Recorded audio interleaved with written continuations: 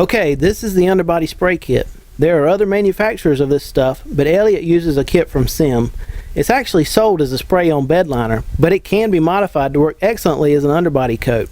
This is a kit that's already tinted black. Sim also sells a coating that's tintable to just about any color you want. It uses standard pigments, so you can just have your local body shop mix it to the color you're looking for.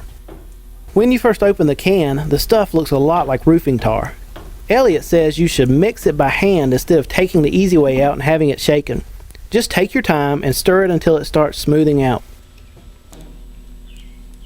Once everything has been prepped, it's time to mix the coating. Sim says to mix 4 parts of the coating to 1 part of the activator. So in our case, that means 40 ounces of the black stuff in a painter's measuring pitcher, followed by 10 ounces of activator. On top of that, Elliott adds a urethane reducer to thin everything out to his liking.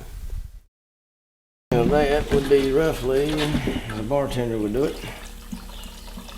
Like that.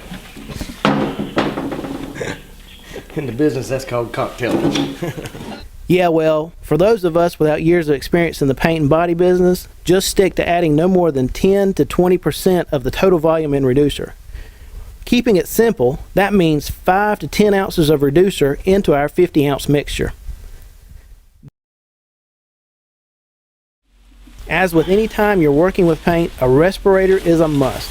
Elliott says that when this stuff gets on your skin, it takes a while to get off, so protect yourself with some disposable coveralls and rubber gloves. One thing that isn't necessary, however, is a full-blown paint booth. In fact, even though Elliott has a paint booth, he doesn't use it for this project. Because the underbody coating is so thick, it doesn't float all over the place like regular paint will. You can apply this undercoating right in your shop as long as you have good ventilation and take a little time to cover up your toolbox and other valuables with plastic. You can even keep the stuff from sticking to your shop floor by sloshing a little water around beforehand.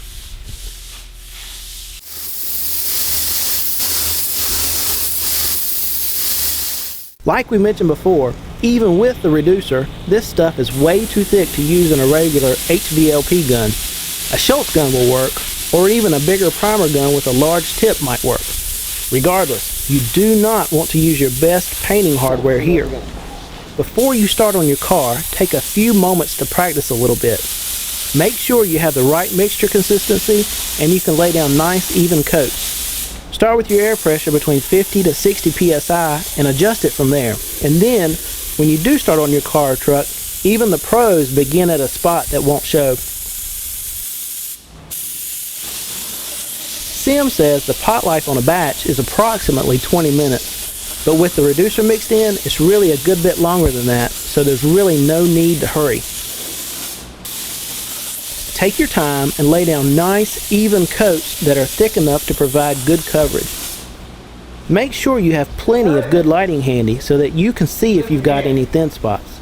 Elliott laid down 3 successive coats before he felt he had it thick enough.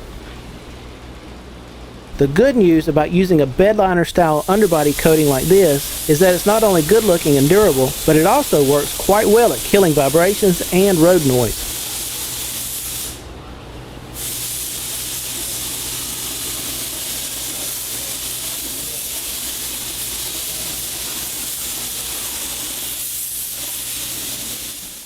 Okay, here's the finished product.